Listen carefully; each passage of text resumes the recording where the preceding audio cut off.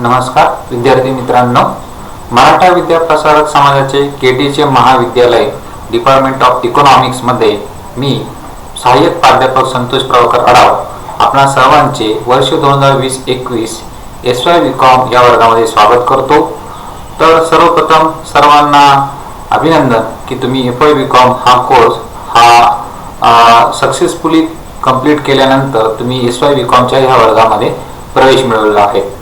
तर आपल्या मागच्या वर्षीच्या FY BCom मध्ये आपण व्यावसायिक अर्थशास्त्र भाग 1 हा आपण शिकलेलो होतो। या वर्षी आपण व्यावसायिक अर्थशास्त्र भाग 2 हा शिकणार आहोत। मागच्या वर्षी व्यावसायिक अर्थशास्त्रामध्ये समग्र अर्थशास्त्राचा आपण अभ्यास केला।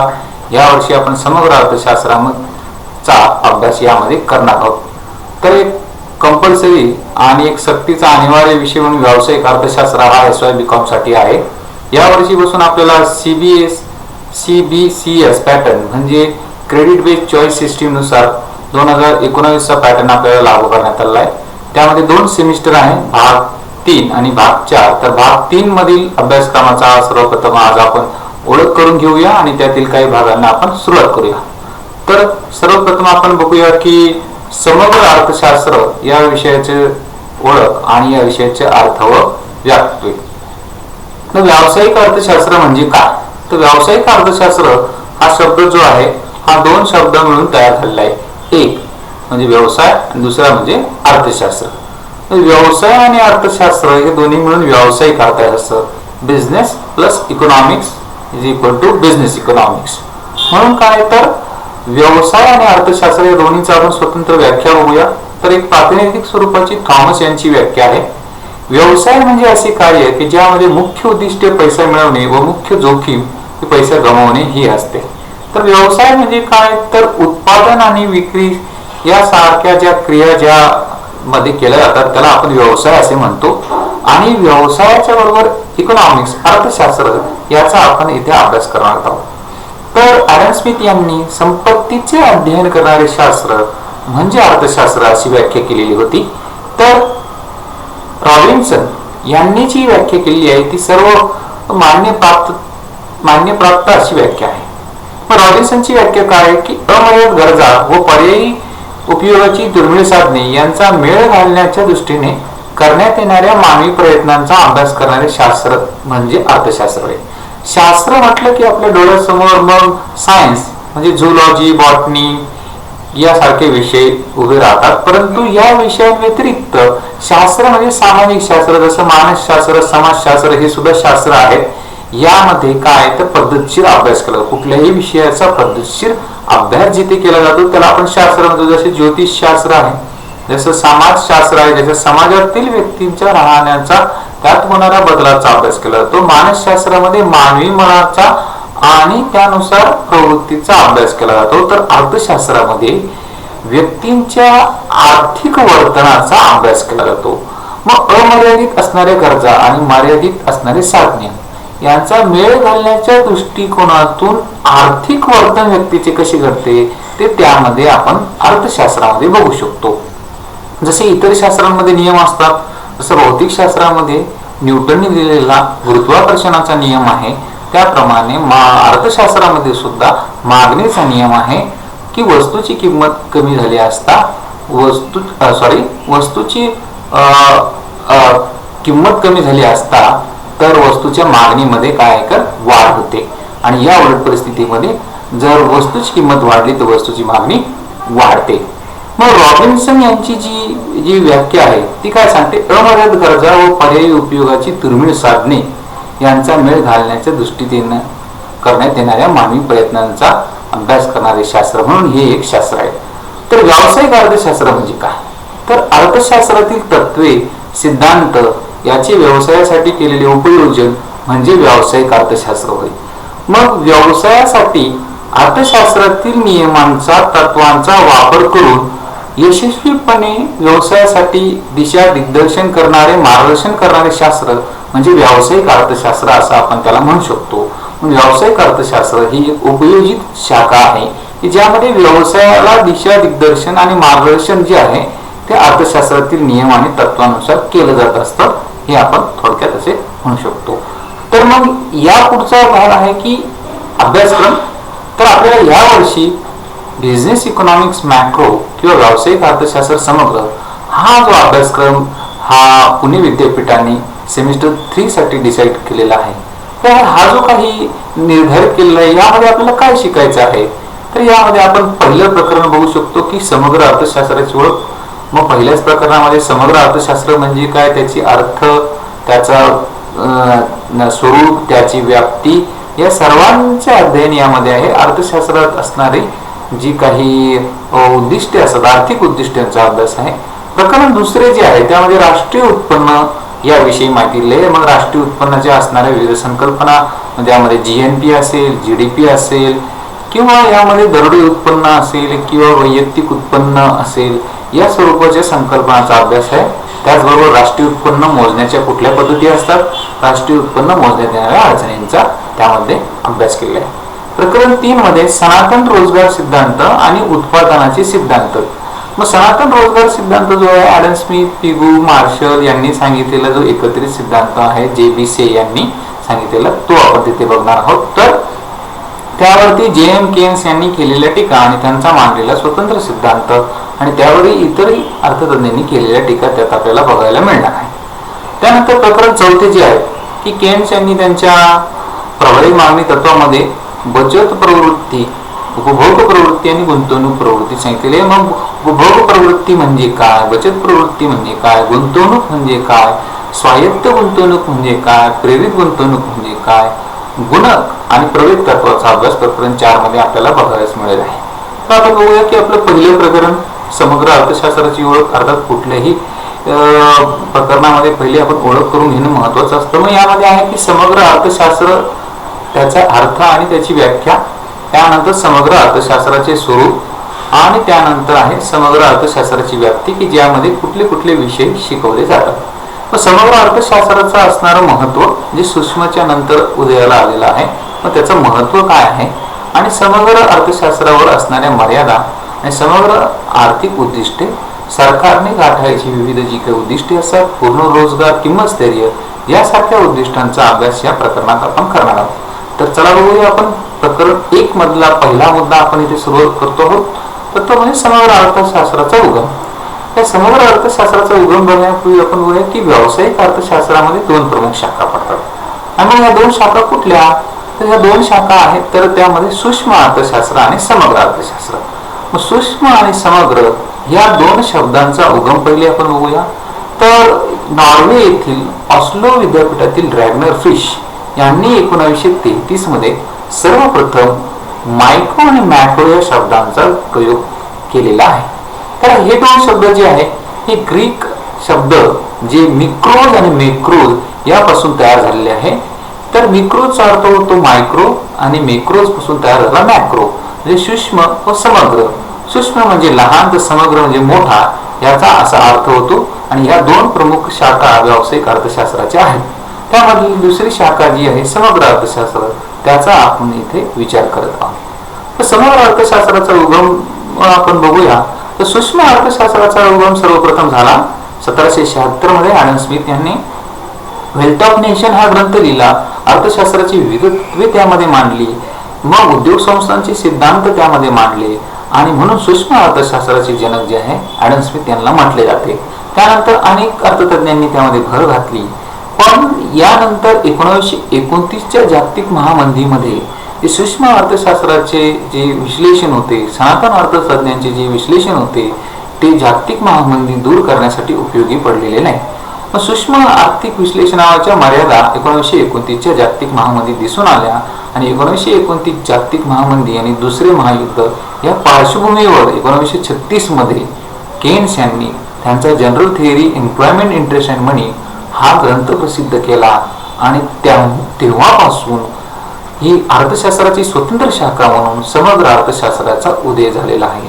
म्हणून समग्र अर्थशास्त्राचे जनक म्हणून JM केन्स यांना ओळखले जाते आणि त्यांनी समग्र अर्थशास्त्राचा पाया रचलेला आहे. त्यानंतर Wicksell, Walras, Karl Marx, Edward Domar इत्यादींनी समग्र अर्थशास्त्राच्या विकासात भर टाकलेली आहे. परंतु याचं श्रेय जे विकसित करण्याचं ते जास्त केन्स यांना जाते.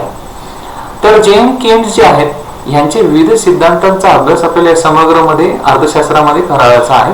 म्हणून त्याला आपण काय की समग्र अर्थशास्त्राचे जनक असे म्हणू शकतो. समग्र अर्थशास्त्राचा उगम यानंतर आपण बघूया समग्र याचा अर्थ. समग्र म्हणजे काय, तर समग्र याचा अर्थ होतो की मोठा, मॅक्रो म्हणजे मोठा. समग्र आर्थिक विश्लेषणात संपूर्ण अर्थव्यवस्थेचा अभ्यास केला जातो.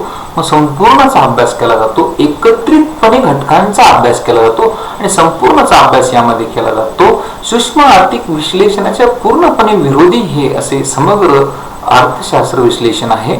यामध्ये एकूण राष्ट्रीय उत्पन्न, एकूण मागणी, एकूण पुरवठा, एकूण बचत यासारख्या घटकांचा यामध्ये अभ्यास केला जातो आणि सर्वसाधारण किंमत पातळीचा अभ्यास यामध्ये केला जात असतो. समग्र अर्थशास्त्र म्हणजे एकूण व समुच्चयाचा सरासरीचा अभ्यास असा आपण म्हणू शकतो. तर समग्र अर्थशास्त्राची व्याख्या आपण बघूया. समग्र अर्थशास्त्राच्या विविध तज्ञांनी विविध व्याख्या केलेल्या आहेत. तर त्यामधली पहिली व्याख्या ॲलन यांनी दिली. समग्र आर्थिक समुच्चयातील आर्थिक संबंधांचा अभ्यास म्हणजे समग्रलक्षी अर्थशास्त्र होय. समग्र आर्थिक समुच्चयातील आर्थिक संबंध, मग समग्र आर्थिक समुच्चयामध्ये एकूण मागणी, एकूण पुरवठा, एकूण बचत, एकूण गुंतवणूक यासारख्या घटकांचा एकत्रित अभ्यास म्हणजे समग्र अर्थशास्त्र असे आपण म्हणू शकतो. सेयर्स यांनी दिलेली जी व्याख्या आहे ती अधिक व्यापक आहे, त्याच्यातून जास्त अर्थ आपल्याला समग्रचा कळू शकतो. समग्रलक्षी अर्थशास्त्र म्हणजे आर्थिक एककांची सरासरी व एकूण प्रवृत्ती यांच्या परस्परांशी संबंध व निसर्गाचा अभ्यास होईल.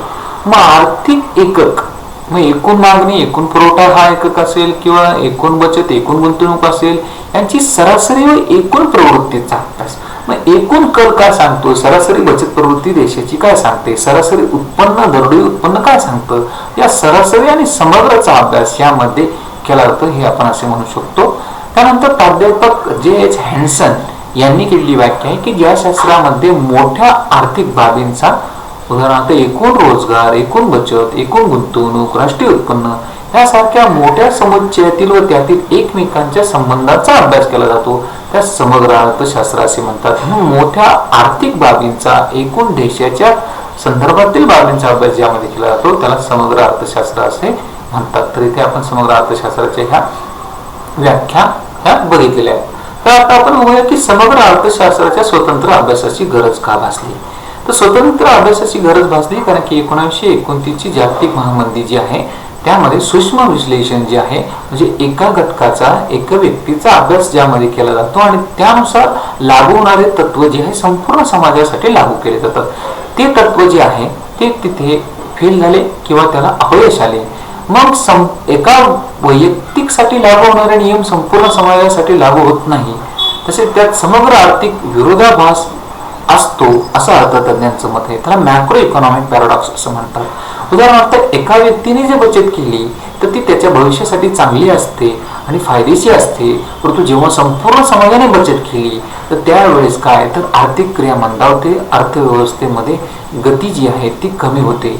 त्यामुळे एका उद्योग संस्था व उद्योगासाठी लागू होणारे नियम निरीक्षणे संपूर्ण अर्थव्यवस्थेतील उद्योगांना लागू होतीलच असे नाही.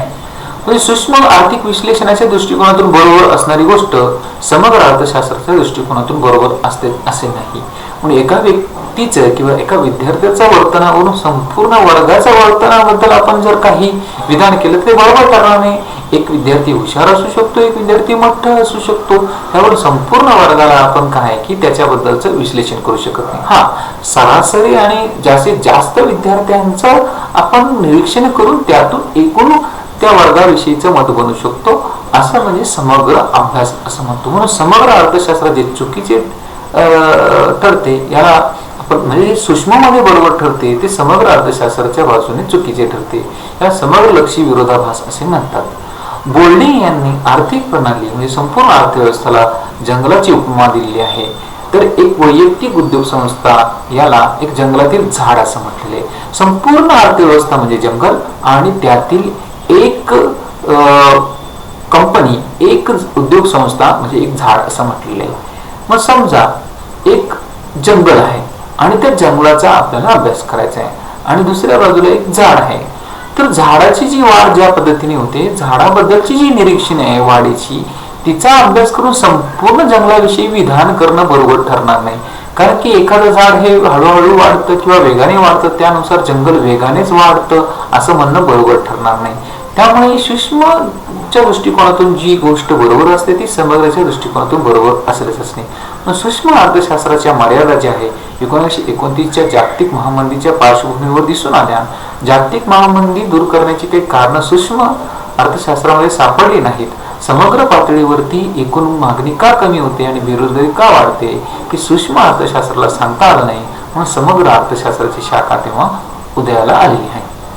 अजून एक उदाहरण बघूया की याच्यामध्ये अर्थशास्त्रामध्ये उदाहरण दिलं जातं नेहमी बचतीचा विरोधाभास किंवा बँकेच्या संदर्भात पैसे काढण्याच्या संदर्भात असणारा विरोधाभास. मग समजा एक व्यक्ती आहे आणि त्या व्यक्तीने बचत केली, तर त्या व्यक्तीने त्याची बचत ही एक्स बँकेमध्ये ठेवली, तर त्यातून काही हरकत नाही, भविष्यात त्यासाठी फायदाच होऊ शकतो व्यक्तीला. पण संपूर्ण समाज ज्यावेळेस बचत करायला लागेल त्यावेळेस एकूण समाजाची जी काही मागणी आहे ती कमी होते आणि संपूर्ण समाजाने बचत केली तर ती आर्थिक क्रिया मंदावते आणि ते संपूर्ण अर्थव्यवस्थेच्या आरोग्यासाठी हितकारक नसतं. त्यामुळे एका व्यक्तीने बचत करणे ते एका वैयक्तिक दृष्टिकोनातून बरोबर आहे, पण संपूर्ण समाजाने बचत करणे ते त्या संपूर्णच्या दृष्टिकोनातून समग्रच्या दृष्टिकोनातून बरोबर ठरत नाही. तसेच समजा एक ग्राहक एका वेळेस बँकेत पैसे काढायला गेला, मग इथे हे एका ग्राहकाने पैसे ते काढले, 100 रुपये विड्रॉ केले. पण त्याच वेळेस असं म्हणूया की एकाच वेळेस सगळ्यांनी बँकेतून पैसे काढले तर बँक अडचणीत येऊ शकते. मग अशा प्रकारे समग्र अर्थशास्त्राचे स्वतंत्र अभ्यासाची गरज भासू लागली, कारण की याच्यामध्ये बचतीचा विरोधाभास किंवा मॅक्रो इकॉनॉमिक पॅराडॉक्स समग्रलक्षी विरोधाभास यामध्ये दिसून येते. जो सूक्ष्मच्या दृष्टिकोनातून बरोबर आहे ती समग्रच नाही, म्हणून समग्रच्या दृष्टिकोनातून संपूर्ण अर्थव्यवस्थेच्या दृष्टिकोनातून काही चलांचा एकूण मागणी, एकूण पुरवठा, राष्ट्रीय उत्पन्न किंवा सरासरी किंमत वगैरे याचा अभ्यास करण्यासाठी समग्र अर्थशास्त्राची स्वतंत्र अभ्यास शाखा ही उदयाला आलेली आहे आणि म्हणून समग्र अर्थशास्त्राचा अभ्यास आपण करतो. सारांश रूपाने आपण काय सांगू शकतो तर दुसरे महायुद्ध आणि जागतिक महामंदी, दुसरे महायुद्ध आणि जागतिक महामंदी नंतर उदयाला आलेली ही एक शाखा आहे. समग्र अर्थशास्त्र ही एक अर्थशास्त्राची अशी शाखा आहे की जी नव्याने उदयाला आलेली आहे. केन्स यांनी 1936 मध्ये जे काही general theory employment, interest and money हे पुस्तक लिहिलं आणि त्यानंतर समग्र अर्थशास्त्राच्या अभ्यासाला गती मिळाली आणि एक स्वतंत्र शाखा म्हणून ओळख मिळाली. त्यामुळे केन्स यांनी या समग्र अर्थशास्त्राच्या या अर्थशास्त्राच्या अभ्यासाला गती दिलेली आहे आपण असे म्हणू शकतो. एक स्वतंत्र शाखा म्हणून ओळख मिळवून दिली, म्हणून समग्र अर्थशास्त्राचे जनक म्हणून केन्स यांना म्हटले जाते. आणि यामध्ये एकूण मागणी, एकूण पुरवठा, एकूण बचत, एकूण गुंतवणूक, राष्ट्रीय उत्पन्न, सर्वसाधारण किंमत पातळी यासारख्या समग्र चलांचा, आर्थिक घटकांचा अभ्यास केला जातो. आपण इथे काही संदर्भ ग्रंथ जे आहेत त्याचा अभ्यास बघू शकतो. तुम्हाला अधिक माहितीसाठी जास्त या वर्षीच्या समग्रच्या अध्ययनासाठी नीता आणि स्थूल अर्थशास्त्र प्रशांत पब्लिकेशन हे पुस्तक तुम्हाला बाजारामध्ये किंवा ग्रंथालयामध्ये मिळेल, किंवा रसाळ आरजी, SP आडाव, AS कापडी, SK गोटेकर व्यावसायिक अर्थशास्त्र स्थूल भाग 3 आणि भाग 4 सेमिस्टर 3 आणि 4 हे सुद्धा पुस्तक तुम्हाला ग्रंथालयात किंवा बाजारात उपलब्ध आहे. त्याचबरोबर झांबरे गणा समष्टी अर्थशास्त्र, पिंपळापुरे पब्लिकेशन, देशमुखराव समष्टी अर्थशास्त्र हे पुस्तक आहेत, किंवा इंग्रजी काही पुस्तकं ML झिंगन, HL आहूजा आणि KD नवलकर ही पुस्तकं सुद्धा तुम्हाला बघायला मिळतील. तर या भागावर प्रश्न कुठले येऊ शकतात, तर ह्या भागावरती असाइनमेंट क्वेश्चन कुठले विचारले जातात ते आपण बघूया. तर ह्या भागावरती थोडक्यात टिपा द्या, प्रत्येकी 5 गुण यासारखे प्रश्न विचारले जातात. समग्र अर्थशास्त्राचा उगम स्पष्ट करा. व्यावसायिक अर्थशास्त्र याचे थोडक्यात माहिती द्या. समग्र अर्थशास्त्र अर्थ व व्याख्या याबद्दलची माहिती द्या. समग्र अर्थशास्त्राची गरज स्पष्ट करा. यासारखे प्रश्न आपल्याला परीक्षेसाठी विचारले जाऊ शकतात. तर धन्यवाद विद्यार्थी मित्रांनो. तर तुम्ही या व्हिडिओबद्दल माहिती घेतली. पुढच्या वेळेस आपण पुढच्या माहितीसह भेटूया आणि अधिकची माहिती घेऊया.